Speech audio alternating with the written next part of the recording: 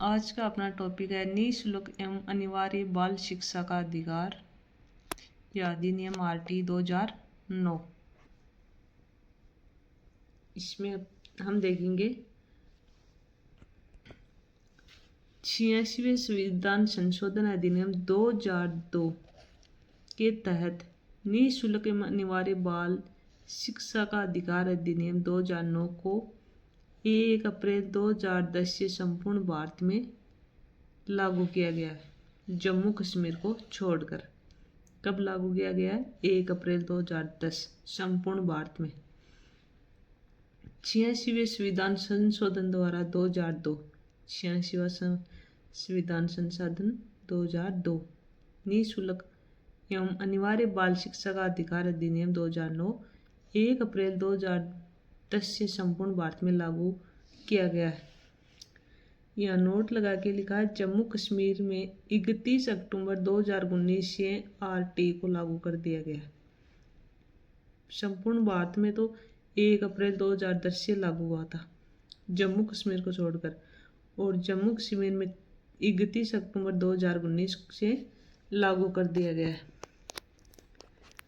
फिर अपना भारत निःशुल्क एवं अनिवार्य बाल शिक्षा का अधिकार अधिनियम लागू करने वाला विश्व का 135वां देश है। कौन सा देश है? 135वां। भारत निःशुल्क एवं अनिवार्य बाल शिक्षा का अधिकार अधिनियम लागू करने वाला। 86वें संविधान संशोधन अधिनियम 2002 द्वारा शिक्षा के अधिकार को मौलिक अधिकार का दर्जा दिया गया है। शिक्षा के अधिकार को मौलिक अधिकार का दर्जा कब दिया गया? 86वें संविधान संशोधन द्वारा। शिक्षा के अधिकार से संबंधित अनुच्छेद कौन सा है? अनुच्छेद 21 क। शिक्षा के अधिकार से संबंधित अनुच्छेद 21 क। अनुच्छेद 21 क में किस आयु वर्ग के लिए अनिवार्य शिक्षा का प्रावधान किया गया है? तो किसके लिए? 6 से 14 वर्ष के लिए। अनुच्छेद 21 क में 6 से 14 वर्ष के लिए जो बच्चे हैं उनके लिए अनिवार्य शिक्षा का प्रावधान किया गया है। शिक्षा का अधिकार अधिनियम 2009 को प्रभावी किया गया, यानी जो शिक्षा का अधिकार अधिनियम है 2009 उसको प्रभावी कब किया गया? 1 अप्रैल 2010 से। और राज्यसभा में सबसे पहले राज्यसभा में कब किया गया? 20 जुलाई 2009 से। राज्यसभा में तो 20 जुलाई 2009 से, और लोकसभा में 4 अगस्त 2009 से।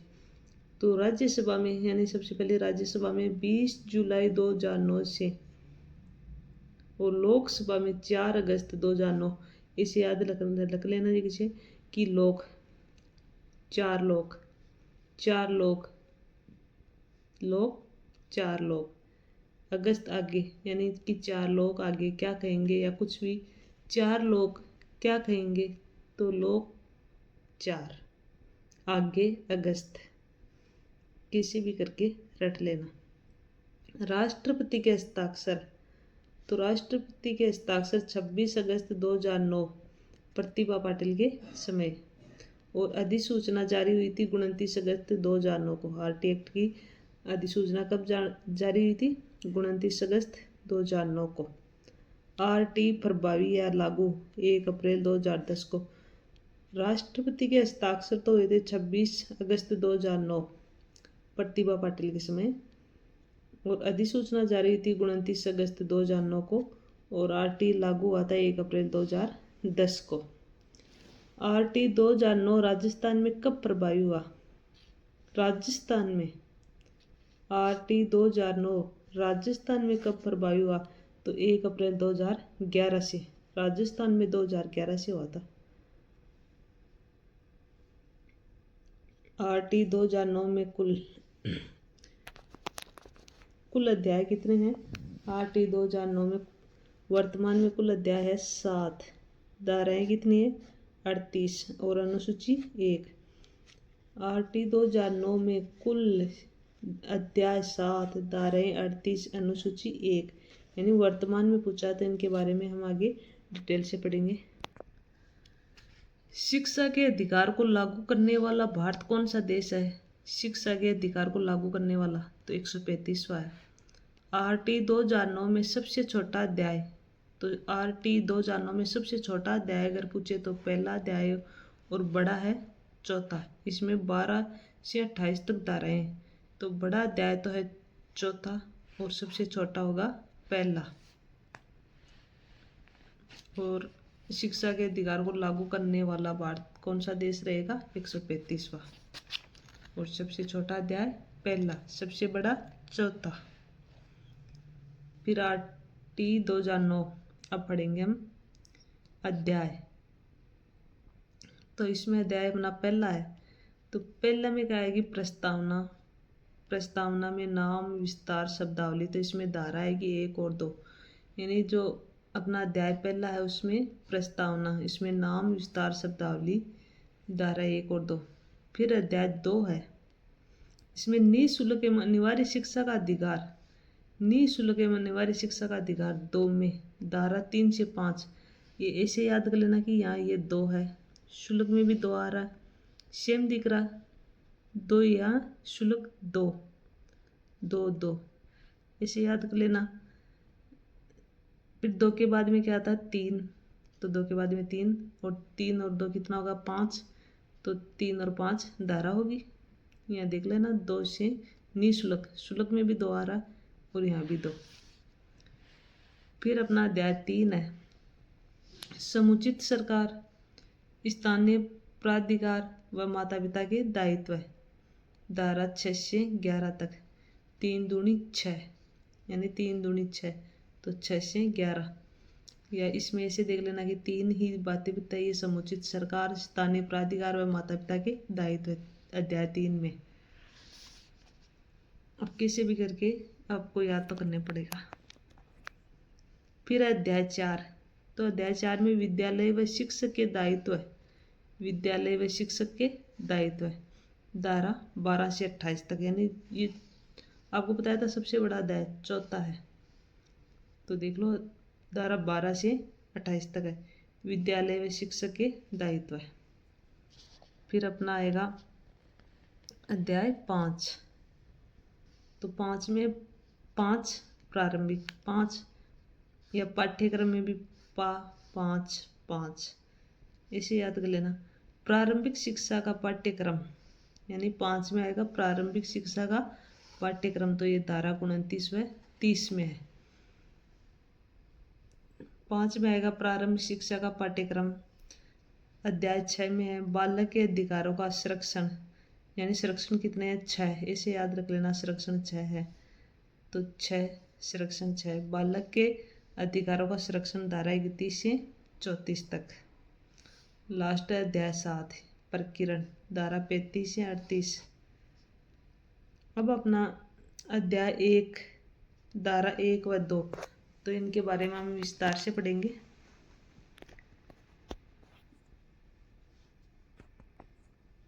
धारा 1, इस धारा में यह प्रावधान किया गया है कि यह अधिनियम 1 अप्रैल 2010 को जम्मू कश्मीर को छोड़कर संपूर्ण भारत में लागू किया गया है।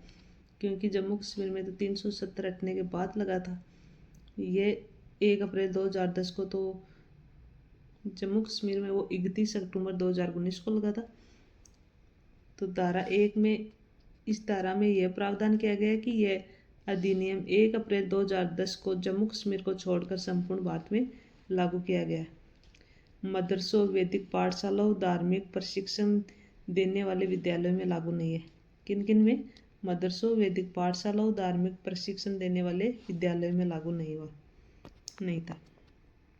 फिर अपनी धारा 2 है, धारा 1 देख लिया हमने। 2, RT एक्ट 2 जानों से संबंधित महत्वपूर्ण मुद्दों की परिभाषाएं दी गई है, यानी जो महत्वपूर्ण तथ्य हैं उनकी परिभाषाएं दी गई है, जैसे समुचित सरकार, स्थानीय अभिभावक, वंचित बालक, विद्यालय, अभावग्रस्त वाला विद्यालय।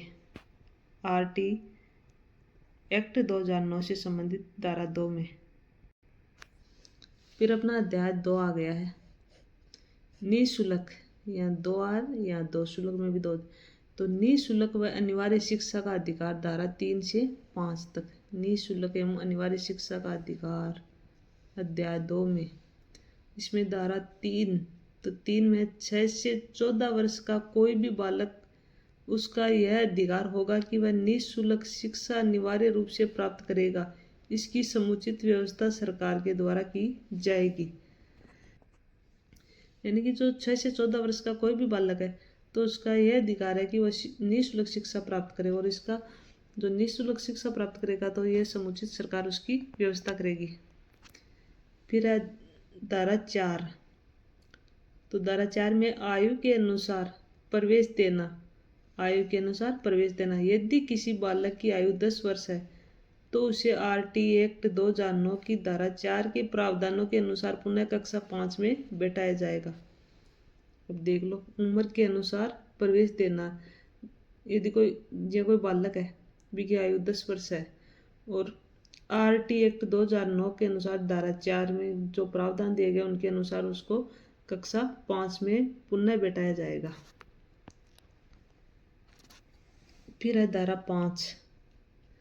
कोई भी बालक प्रारंभिक शिक्षा पूर्ण करने के दौरान विद्यालय स्थानांतरण करता है तो विद्यालय स्थानांतरण के साथ साथ बालक के सभी अधिकारों का भी स्थानांतरण किया जाएगा।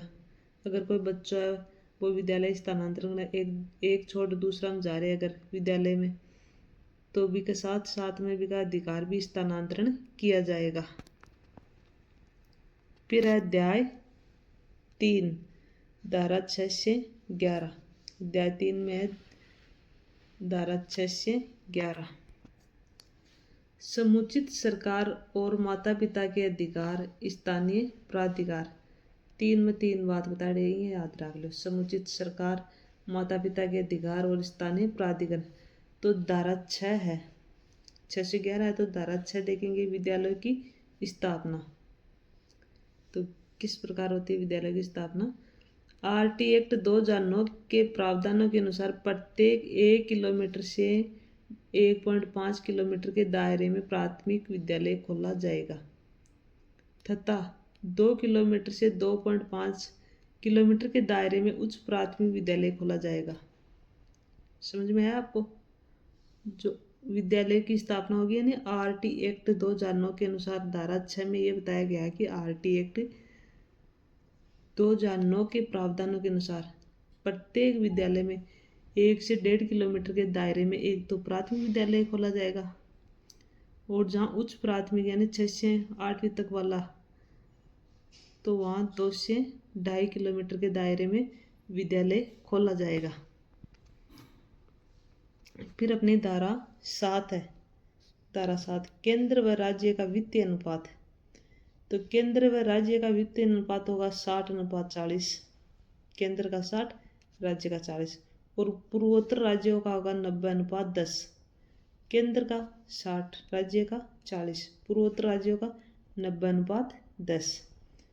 फिर अपना है धारा 8। इस धारा में प्रावधान किया गया है कि समुचित सरकार के अधिकार एवं कर्तव्य क्या क्या होंगे, यानी सरकार के कर्तव्य हैं या अधिकार वो क्या क्या होंगे। फिर अपनी धारा 9 आएगी, समुचित सरकार की अधिकारी वर्ग के अधिकार तथा कर्तव्य क्या क्या होंगे। अब अधिकारियों के कर्तव्य क्या क्या होंगे ये किस में आएगा? धारा 9 में। धारा 10 माता पिता के दायित्व है। धारा 10 में आएगा माता पिता के दायित्व है। स्थानीय अभिभावक 6 से 14 वर्ष के बच्चों को प्राथमिक शिक्षा प्राप्त करने हेतु प्रेरित करे। यानी स्थानीय खुद अभिभावक है वो 6 से अगर 14 वर्ष के बच्चे हैं तो उनको प्राथमिक शिक्षा प्राप्त करने हेतु प्रेरित करें, यानी उनको विद्यालय भेजें। धारा 11। अब धारा 11 पढ़ेंगे। समुचित सरकार का दायित्व है कि वह 0 से 6 वर्ष के बालक बालिकाओं की व्यवस्था सरकार द्वारा की जाए। धारा 11 में है समुचित सरकार का दायित्व है कि वह 0 से 6 वर्ष के बालक बालिकाओं की व्यवस्था सरकार द्वारा की जाए। फिर अध्याय 4। अब अपना अध्याय 4 है धारा 22 से 28। सबसे बड़ा अध्याय है तो इसमें अपना धारा 12 निजी शिक्षण संस्थाओं में 25% सीटों पर दुर्बल वर्ग को प्रवेश। धारा 12 में क्या है, 12, 12 का डबल होता है 24 में 1 जोड़ दो 25, 25%। 12, 24 और 1 + 25, इसे याद रख लेना। या निजी शिक्षण संस्थाओं में 25% सीटों पर दुर्बल वर्ग को प्रवेश। फिर है धारा 13, प्रवेश के समय कोई शुल्क या परीक्षा न लेना। प्रवेश के समय कोई शुल्क या परीक्षा न लेना, याद होगा, रट लेना जरूर, इनसे क्वेश्चन आएंगे। यह ऐसे लगे 13 कोई शुल्क नहीं लगेगा, 13 कोई शुल्क नहीं लगेगा, 13 तो 13 कोई शुल्क नहीं लगेगा, तो धारा 13 याद हो जाएगी कि 13 कोई शुल्क नहीं लगेगा या परीक्षा नहीं होगी तेरी, इसे याद रख लेना। धारा 14, प्रवेश के समय बालक से किसी भी प्रकार से दस्तावेज की मांग नहीं की जाएगी। यानी कि जब आप विद्यालय में प्रवेश करते हैं तो किसी भी प्रकार से दस्तावेज की मांग नहीं की जाएगी, कोई अनिवार्य नहीं है कर लेके ही आना है। फिर धारा 15 में बालक के प्रवेश की अंतिम तिथि 30 सितंबर है। यानी बालक के प्रवेश की तो अंतिम तिथि 30 सितंबर है, किंतु फिर भी वह संपूर्ण वर्ष के दौरान कभी भी प्रवेश कर सकता है। अगर 30 तारीख के बाद में भी जाना, कभी भी जा सकता है, बालक कभी भी प्रवेश ले सकता है। फिर है धारा 16, प्रारंभिक शिक्षा पूर्ण होने पर बालक का किसी भी स्तर का ठहराव या अवरोध नहीं किया जाएगा। प्रारंभिक शिक्षा पूर्ण होने पर बालक का किसी भी स्तर का ठहराव या अवरोध नहीं किया जाएगा। फिर है धारा 17, बालक का शारीरिक शोषण नहीं किया जाएगा। यानी 17 का मतलब खतरा, बालक का खतरा, 17 खतरा, बालक का शारीरिक शोषण नहीं किया जाएगा, याद हो जाएगी, 17 तो खतरा है। धारा 18, विद्यालयों की मान्यता संबंधी, विद्यालयों की मान्यता संबंधी। धारा 19, विद्यालय के मानकों का पूरा करना, पूरा नहीं किया तो मान्यता रद्द। धारा 19 में विद्यालय के मानकों को पूरा करना, अगर पूरा नहीं किया तो मान्यता रद्द। ये किसमें है, 19 में। फिर धारा 20 है, विद्यालय संबंधी मानकों में परिवर्तन किया जा सकता है। 19 में तो वो था कि पूरा नहीं किया तो मान्यता रद्द, और 20 में है विद्यालय मानकों के में परिवर्तन किया जा सकता है। फिर है धारा 21, एसएमसी के गठन, विद्यालय प्रबंध समिति के गठन संबंधी। धारा 22, विद्यालय विकास योजना, धारा 22 में विद्यालय विकास योजना, प्रत्येक शाला प्रतिष्ठान का दायित्व होगा। यानी प्रत्येक शाला प्रतिष्ठान का दायित्व होगा विद्यालय विकास योजना में। फिर है धारा 23, शिक्षकों की योग्यता, पद, वेतन आदि का उल्लेख।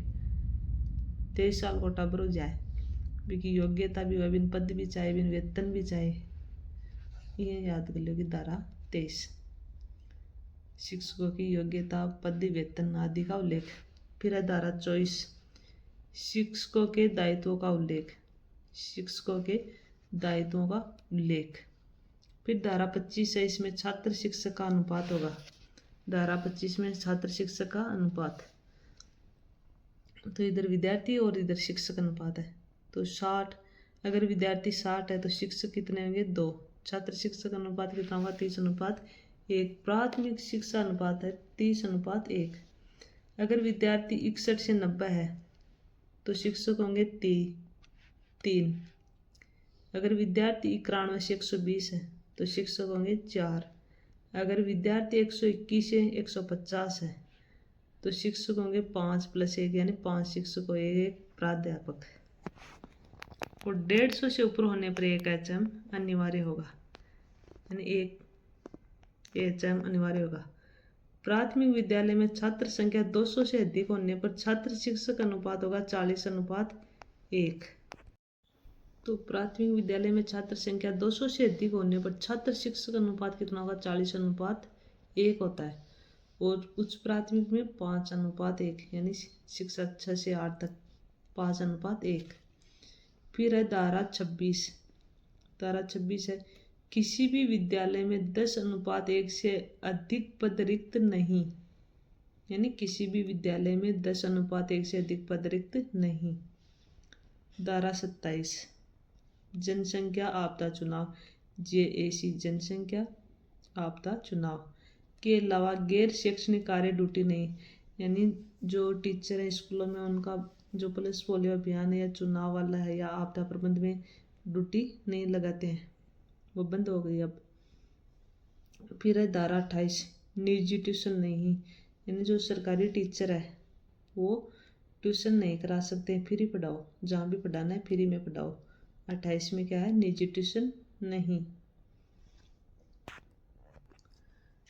फिर अध्याय 5 में धारा 29 व 30 है। अध्याय 5 में तो धारा 29 में है पाठ्यक्रम निर्माण संबंधी। धारा 29 के क्या है, पाठ्यक्रम निर्माण संबंधी। फिर धारा 30 तो 30 में प्राथमिक शिक्षा को पूर्ण करने तक किसी भी प्रकार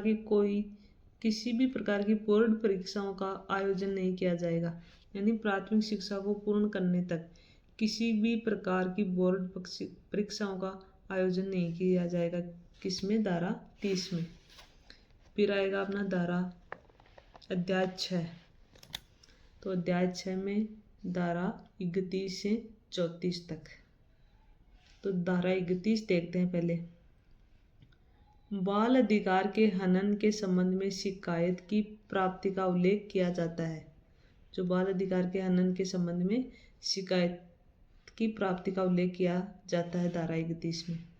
फिर धारा 31 के तहत प्राप्त शिकायत पत्र को सत्यापन तथा निरीक्षण हेतु उच्च अधिकारी तक पहुंचाया जाएगा।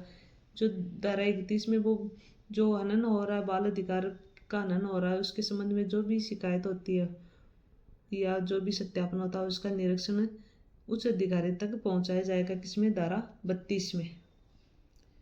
फिर धारा 33 केंद्रीय सलाहकार परिषद का गठन।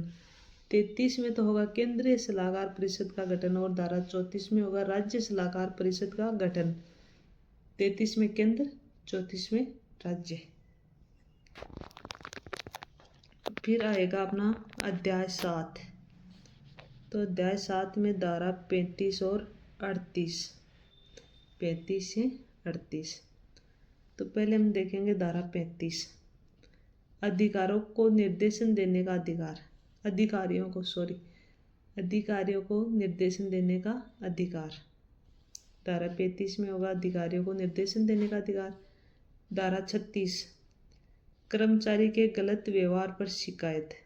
36 में क्या है, अगर कर्मचारी कोई गलत व्यवहार करता है तो उसकी शिकायत। फिर धारा 37 धारा 36 के तहत दर्ज की जाने वाली शिकायतों के संबंध में पूर्ण सद्भाव व निष्पक्षता के साथ कार्यवाही की जाएगी। धारा 37 में जो 36 वाले में जो गलत व्यवहार कर रहा है उसकी जो शिकायत हो रही है, अगर उनका जो दर्ज की जाने वाली शिकायतों के संबंध में पूर्ण सद्भाव निष्पक्षता के साथ कार्यवाही की जाएगी। 36 में तो कोई गलत व्यवहार करेगा और जो गलत व्यवहार करेगा उसकी कार्यवाही की जाएगी, वो है 37 में। फिर है धारा 38 आरटीई में परिवर्तन व लागू करने का समुचित सरकार का अधिकार। आरटीई में परिवर्तन व लागू करने का समुचित सरकार का अधिकार। फिर आएगी अपनी अनुसूची, तो अनुसूची अपने वहाँ कितनी देखी थी, एक ही देखी थी। ये देखो आपको मैं दिखाती हूँ, ये रही अनुसूची एक, यानी आरटीई में 2009 में कुल अध्याय 7 है, धाराएं 38 है, तो अध्याय 7 देख लिए, धाराएं 38 देख ली, तो अनुसूची थी एक। ये हम अब पढ़ेंगे। आरटी एक्ट 2009 में एक अनुसूची का उल्लेख किया गया है। आरटी एक्ट 2009 में एक अनुसूची का उल्लेख किया गया है। प्राथमिक कक्षाओं के लिए संपूर्ण व शिक्षण दिवस 200 दिन होगा। प्राथमिक कक्षाओं के लिए संपूर्ण व शिक्षण दिवस कितने का होगा, 200 दिन का। और शैक्षणिक घंटे होंगे 8 घंटे। प्राथमिक कक्षाओं के लिए संपूर्ण शिक्षण दिवस, तो शिक्षण दिवस तो प्राथमिक कक्षाओं के लिए होगा 200 दिन और शैक्षणिक घंटे होंगे 800 घंटे। फिर उच्च प्राथमिक कक्षाओं के लिए संपूर्ण वर्ष 220 दिन, संपूर्ण वर्ष 220 दिन। शिक्षा शिक्षण दिवस होंगे तथा शैक्षणिक घंटे होंगे 1000 घंटे। 220 दिन तो होगा शिक्षा शिक्षण दिवस और शैक्षणिक घंटे होंगे 1000 घंटे। अध्यापक प्रति सप्ताह घंटे होगा 45 घंटे, प्रति सप्ताह घंटे 45 घंटे।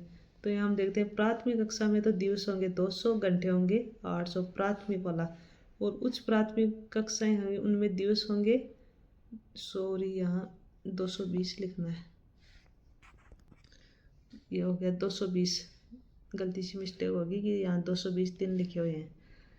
तो प्राथमिक कक्षा के लिए दिवस 200, घंटे 800। उच्च प्राथमिक विद्या जो उच्च प्राथमिक कक्षा है उनके लिए दिवस 220, घंटे 1000, और अध्यापक प्रति सप्ताह घंटे 45 दिन। फिर क्वेश्चन है जैसे जम्मू कश्मीर में आरटी कब से लागू हुआ? तो जम्मू कश्मीर में वो 31 अक्टूबर 2009 से धारा 370 की समाप्ति के बाद लगा था जम्मू कश्मीर में। किस धारा के अंतर्गत निजी शिक्षण संस्थान कक्षा की कुल 25% सीटों पर दुर्बल व असुविधाग्रस्त बच्चों के प्रवेश की व्यवस्था करेंगे? तो कौन सी धारा है? धारा 12 में। 12 का मैंने बताया था ना, 12 का डबल चॉइस और चॉइस में एक जोड़ दो 25, 12 25। फिर अगला अपना, भारत में निःशुल्क एवं अनिवार्य शिक्षा की मांग सर्वप्रथम किसने की? भारत में, राजस्थान का नहीं है, भारत में निःशुल्क एवं अनिवार्य शिक्षा की मांग सर्वप्रथम किसने की? गोपाल कृष्ण गोखले ने। फिर आरटी एक्ट 2009 के अनुसार शिक्षकों को कितने प्रतिशत पद विद्यालय में रिक्त नहीं रखे जाएंगे?